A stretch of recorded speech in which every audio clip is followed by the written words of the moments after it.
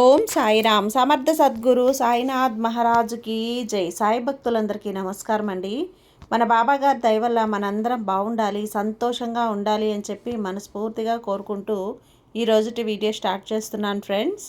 ఇక ఈరోజు వీడియోలో మనం చూడబోయేది ఏంటి అంటే సాయిబాబా మనకు అందించేటువంటి సందేశం.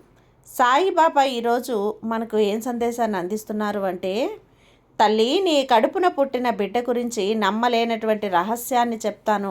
ఇది నువ్వు 48 గంటల్లోపే వినాలి. జాగ్రత్త తల్లి, ఒంటరిగా తెలుసుకోవాలి. ఇది నువ్వు తెలుసుకున్నావు అంటే నిజంగా నువ్వు షాక్ అవ్వడం ఖాయం. ఎందుకు ఈ మాట అంటున్నానో, నువ్వు ఈ వీడియోని ఎక్కడా కూడా స్కిప్ చేయకుండా చివరి వరకు చూస్తేనే పూర్తి వివరాలనేవి నీకు తెలుస్తాయి. మళ్ళీ మళ్ళీ చెప్తున్నాను బిడ్డ, ఈ వీడియోను చూసేటప్పుడు నీ చుట్టుపక్కల ఎవ్వరూ కూడా లేకుండా చూసుకొని ఒంటరిగా ఏకాంతంగా ప్రశాంతంగా కూర్చుని మాత్రమే వినాలి అని చెప్పేసి బాబా గారైతే మన కోసం ఒక మంచి సందేశాన్ని అయితే తీసుకొచ్చేసారండి.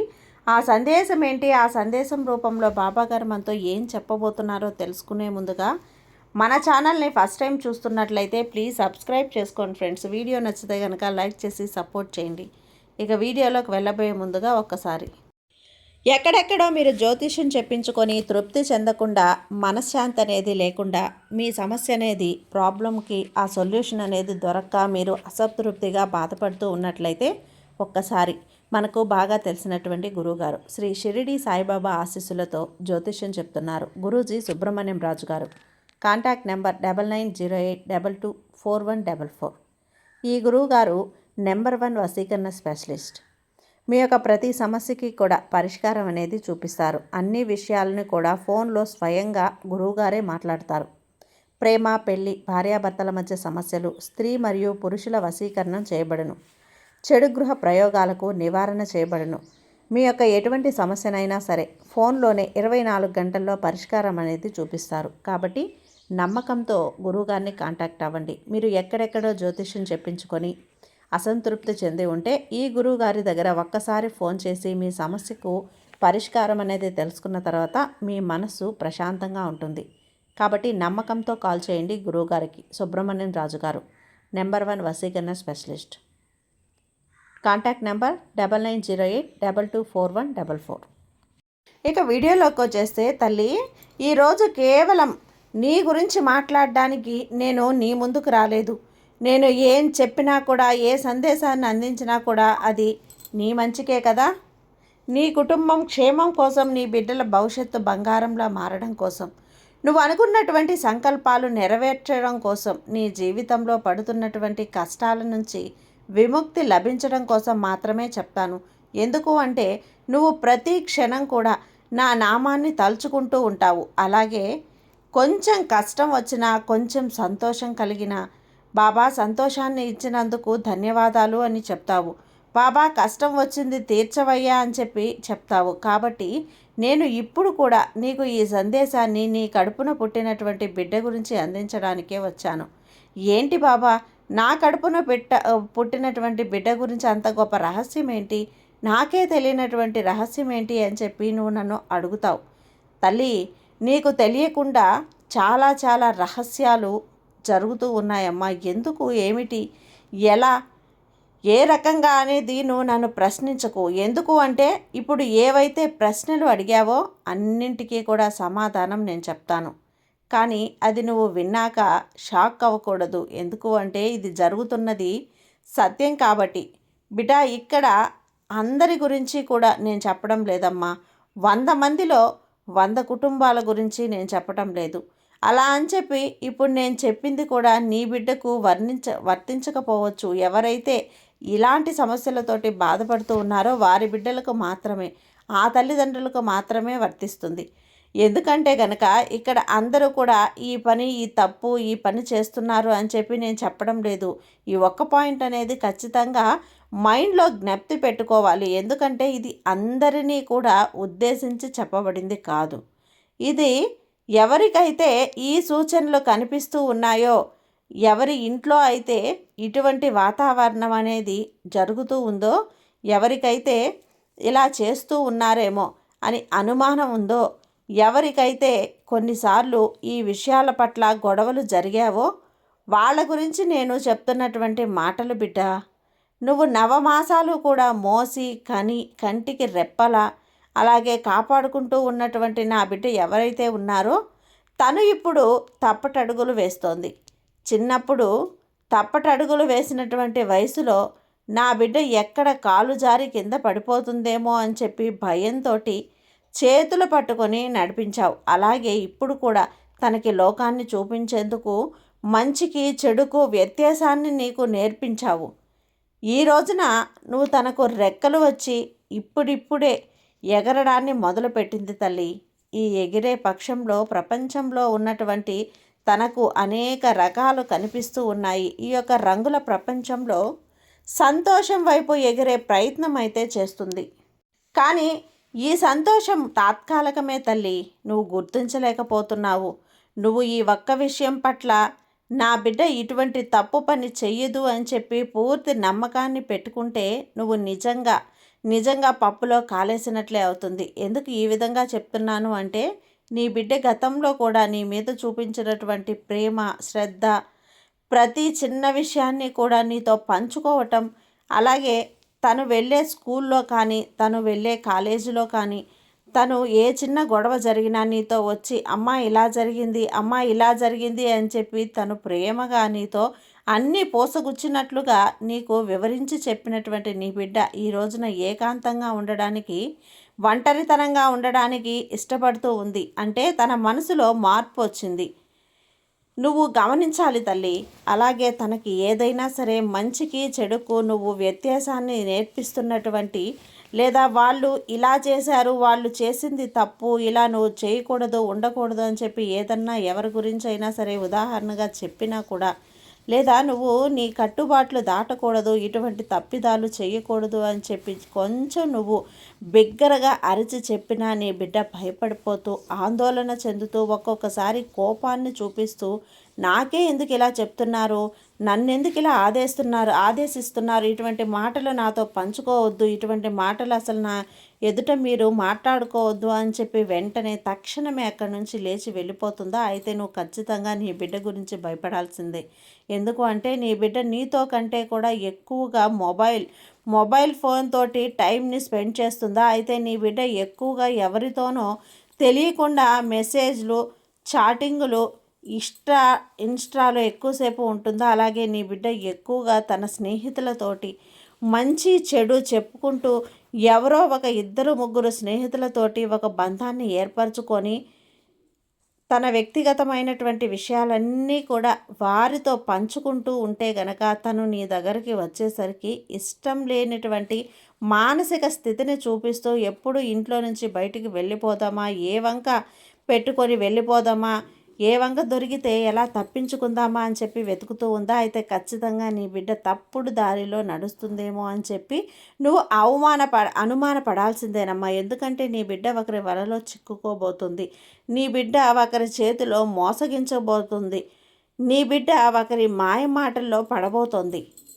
తను వెతుకుతూ ఇప్పటికిప్పుడే రెక్కలు వచ్చి ఈ ప్రపంచాన్ని ఒక రంగుల ప్రపంచంగా చూస్తూ కంటికి ఏదైతే ఆకర్షణీయంగా కనిపించిందో అక్కడే వాలిపోవాలి అని అనుకుంటుంది, అక్కడే ఉండిపోవాలి అని అనుకుంటుంది. అక్కడ ఉండటం వల్ల, అక్కడికి వెళ్ళటం వల్ల, ఆ దారిని ఎంచుకోవటం వల్ల తనకి ఎంతటి నష్టం జరుగుతుందో, అలాగే తన తల్లిదండ్రులకు కూడా ఎంత ఆవేదన కలుగుతుందో, తన భవిష్యత్తు మీద ఎంత దెబ్బ కొడుతుందో అది ఏమీ కూడా ఆలోచించుకోలేనటువంటి వయసులో నీ బిడ్డ ఉంది. కాబట్టి ఇప్పుడు ఏవైతే ఆ బిడ్డను ఎక్కువగా ఆకర్షిస్తూ ఉన్నాయో, ఏవైతే తన మనసుకు సంతోషాన్ని ఇస్తూ ఉన్నాయో, ఏవైతే తనకి ఇప్పుడు జరుగుతూ ఉన్నదో, నచ్చుతూ ఉందో, ఏదైతే తన బయట చూసింది, అలాగే తనకి ఇష్టమైంది, తన మనసుకి నచ్చింది, తన కోరుకున్నది, తన భవిష్యత్తును ఇదే అనుకుంటూ ఉందో, దానివల్ల తన జీవితంలో ఒక వయసు వచ్చిన తర్వాత, అంటే తనకి ఒక మెచ్యూరిటీ లెవెల్స్ వచ్చిన తర్వాత, తనకంటూ ఒక అనుభవం అనేది ఏర్పడిన తర్వాత తన యొక్క దుస్థితి అనేది ఎంతలా దిగజారిపోయి ఉంటుంది అంటే పూర్తిగా చేతులు కాలిన తర్వాత ఆకులు పట్టుకున్నట్లుగా తన యొక్క దుస్థితి అనేది మారిపోతుంది. అలా ఆకులు పట్టుకున్నా కూడా తన కాలిన చేతులు నయం కావు తల్లి. అది ఆకులు పట్టుకున్నా కూడా తన చేతుల్లోటువంటి తను ఏమీ చేసుకోలేదని, ఇక తను పూర్తిగా కాలిపోయిన తన చేతులను చూసి తను ఏడవటం తప్ప ఏ ప్రయోజనం ఉండదు, అంతకు మించి ఒక్క అడుగు కూడా ముందుకు వెయ్యదు అని చెప్పి అక్కడ తన జీవితం పూర్తిగా నాశనం అయిపోయింది అని చెప్పి తను కూర్చొని ఒక 10-15 సంవత్సరాల తర్వాత ఏడ్చుకున్నా కూడా తనకి ఉపయోగం లేదనే తనని ఇప్పుడు గ్రహించలేకపోతుంది. కానీ ఈ అన్ని ప్రమాదాల నుంచి కూడా, ఇటువంటి వేదనల నుంచి ఒక 10-15 సంవత్సరాల తర్వాత ఒక వలలో తను పూర్తిగా చిక్కుకుపోయి బయటకు రాలేక, ఆ పంజరంలో గిలగిలా కొట్టుకుంటూ చావలేక బ్రతకలేక ఒక మధ్యస్థమైనటువంటి జీవితాన్ని అనుభవిస్తూ, అయ్యో నేను ఈరోజు ఈ తప్పు చేశానే, అయ్యో నేను ఈరోజు ఈ పొరపాటు చేశానే, ఇక్కడ బాధపడుతున్నాను, ఈరోజు ఎవరి మాట వినలేదు, ఆ రోజు ఆ వయసు నాకు అలా అనిపించింది, ఆ వయసులో నాకు అప్పుడు అలా చేసింది సంతోషంగా అనిపించింది, మా అమ్మ నాన్న నాకు ఇంత చెప్పారా, మా అమ్మ నాన్న కూర్చోబెట్టుకొని నాకు ఇంత తప్పు ఒప్పు అని చెప్పి చెప్పింది, నేను గ్రహించలేకపోయానే అని చెప్పి తను ఎంత కుమిలిపోయినా కూడా ఎటువంటి ఉపయోగం అనేది ఉండదు. తనకు తెలియటం లేదు తల్లి, కేవలం తన జీవితాన్ని, తను బంగారం లాంటి భవిష్యత్తును తను పతనం చేసుకోవటం మాత్రమే కాకుండా, ఇటు కుటుంబ పరువు తీస్తూ నలుగురిలో కూడా ఒక చెడ్డ ముద్రను వేస్తూ, తనకి పుట్టబోయేటువంటి సంతానం గురించి కూడా ఆలోచించకుండా, తన బిడ్డల కంటే కూడా తన బిడ్డల యొక్క భవిష్యత్తును కూడా ఒక అంధకారంలోకి నెట్టేసి పూర్తిగా తను తల పట్టుకొని కూర్చుకునే దుస్థితి అనేది ఏర్పడబోతుంది. ఇదంతా కూడా నేను నిన్ను భయపెట్టాలనో, లేదంటే నువ్వు కంగారు పడిపోవాలనో, లేకపోతే నీ బిడ్డ చదువుని ఆపేయాలనో, లేకపోతే నీ బిడ్డకు వెంటనే నువ్వే ఏదో ఒక సంబంధం చూసి పెళ్లి చేయాలి, లేదా తనకి వయసు వచ్చేంత వరకు కాపలా కాసుకొని నీతో పాటే ఉంచుకోవాలి, ఇవన్నీ ఆశించి నేను చెప్పటం లేదు. ఎందుకంటే బిడ్డ, ఇక్కడ విధి అనేది ఒకటి ఉంటుంది, కర్మ అనేది ఒకటి ఉంటుంది. ఇక్కడ బ్రహ్మదేవుడే తన కూతురి జాతకంలో విధవరాలు అని అయినటువంటి జాతకాన్ని మార్చలేకపోయాడు. ఇక్కడ కేవలం మానవునిగా మనం ఎంత మాత్రం కూడా చేయగలం. కాకపోతే మానవ ప్రయత్నం అనేది చేయాలి.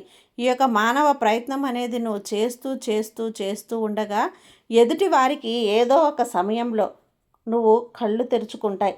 అలా కళ్ళు తెరుచుకొని తన జీవితం మీద తన ఒక ప్రత్యేకమైనటువంటి శ్రద్ధను చూపుకొని తను చేస్తున్నది తప్పు అని గ్రహించే విధంగా నీ యొక్క మాట తీరు అనేది, నీ యొక్క ప్రవర్తన అనేది ఉండాలి. అలాగే తను ఏదైతే తప్పు చేసిందో అది తనకు తెలిసే విధంగా తల్లిదండ్రులు మాట విని భవిష్యత్తుని బంగారంలా మార్చుకొని ఇవాల్టి రోజున ఆ అదృష్టపు జీవితాల్లో బ్రతుకుతున్న వారిని ఉదాహరణగా నీ బిడ్డలకు చూపించాలి. అలాగే ఇటువంటి తప్పులు చేసి ఎంతమంది వారి యొక్క జీవితాలను నాశనం చేసుకున్నారో అలా వారి యొక్క జీవితాలను కూడా ఉదాహరణగా చూపించాలి.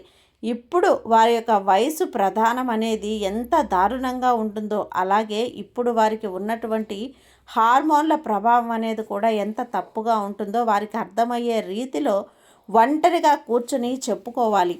మంచికి చెడుకు తేడా నేర్పించాలి. అలాగే ఇప్పుడున్నటువంటి లోకం తీరు ఏ విధంగా ఉంది, అలాగే ఎదుటివారు ఎంత స్నేహితులైనా కానీ, ఎంత స్నేహితురాళ్ళైనా కానీ ఎదుటివారిని నాశనం చెయ్యాలి అని చెప్పి వారి మాటలు ఎంత ప్రేరణ ఇచ్చే విధంగా ఉంటున్నాయి. అలాగే వారు ఒక సేఫ్ అండ్ జోన్లో ఉండి ఒక పక్క వాడిని డేంజర్ జోన్లోకి నెట్టివేసి ఎంతవరకు వారి జీవితాన్ని టైంపాస్ చేసుకుంటున్నారు. ఎదుటివారు అవతలి వారిని కష్టాన్ని కలిగించి వీడు ఆ కష్టాన్ని చూసి ఎంతవరకు కూడా ఆ యొక్క మానసిక పరిస్థితిని రాక్షస ఆనందాన్ని పొందుతున్నారు. ఇదంతా కూడా వారికి వ్యక్తిగతంగా అర్థమయ్యే విధంగా చెప్పాలి బిడ్డ. ఒక తల్లి స్థానంలో లేదా ఒక తండ్రి స్థానంలో ఉండి నువ్వు చెప్పే తీరాలి. ఈ విధంగా చెప్పిన తర్వాత ఒకసారి చెప్తే మార్పు రాదు, 2 సార్లు చెప్తే మార్పు రాదు. ఎప్పుడైనా మార్పు రావడానికి సమయం పడుతుంది. అప్పటి వరకు వేచి ఉండాలి.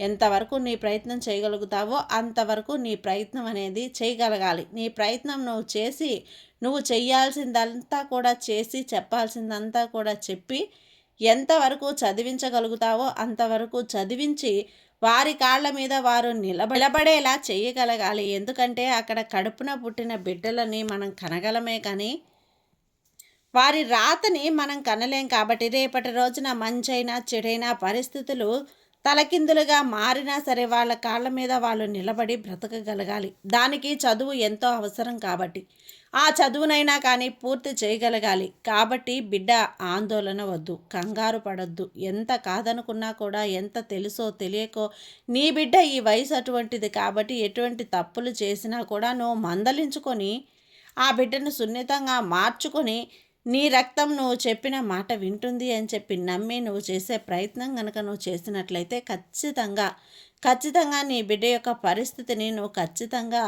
నువ్వు మార్చుకునే ఆ యొక్క సత్తా అనేది, ఆ యొక్క ఇది అనేది నీలో ఉంటుంది. కాబట్టి నీ కడుపున పుట్టినటువంటి బిడ్డ గురించి ఈరోజు ఇవన్నీ కూడా నీతో చెప్పాలి అన్నదే నా ఉద్దేశం తల్లి. ఎందుకు చెప్పాను ఈ మాటలన్నీ అంటే, ఎందుకు నీతో చెప్పాల్సి వచ్చింది అంటే, అసలు నీ బిడ్డ పరిస్థితి ఏ స్థాయిలో ఉంది, అలాగే నీ బిడ్డ గురించి ఇటువంటివి జరుగుతున్నాయా లేదా, ఒకవేళ జరగకపోతే సంతోషమే, ఒకవేళ జరిగితే రేపొద్దున నీ బిడ్డ ఒకటే బాధపడుతుంది కదా, తనను చూసి నువ్వు కూడా బాధపడుతున్నావు కదా. కాబట్టి ఆ బాధ నుంచి విముక్తి పొందడానికి ఏ దారిన అడుగు వేయాలి, అలాగే నేను నిన్ను 48 గంటల్లోపు వినమన్నాను అంటే నీ బిడ్డ ఎటువంటి స్థాయిలో ఉందని, తనను మార్చుకోవటానికి ఎన్ని రోజులు, ఎన్ని నెలలు, ఎన్ని సంవత్సరాలు పడుతుంది, నీ బిడ్డ ఒక స్థాయిలో ఉండాలి అంటే ఎంత టైం పడుతుంది, మంచికి చెడుకు తేడా కూడా తెలుసుకుంటుంది, ఏ దారిలో వెళ్ళి తన యొక్క మార్పుని ప్రయత్నం చేస్తావు, ఇవన్నీ కూడా ఖచ్చితంగా నీ బిడ్డకి నువ్వు అర్థమయ్యే విధంగా చెప్పే బాధ్యత అనేది నీ మీదే ఉంది కదా.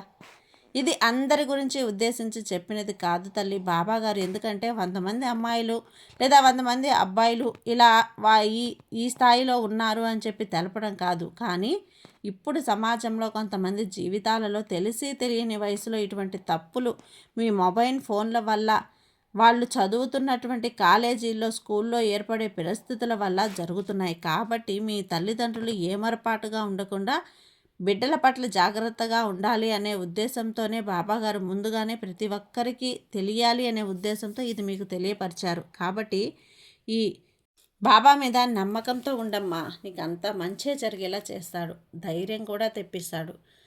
నమ్మకంతో ఉండు తల్లి, అంతా మంచే జరుగుతుంది. సాయి మీకు తోడుండగా మీకు భయం ఎందుకు చెప్పు. సర్వేజన సుఖినో భవంతు. జై సాయిరామ్.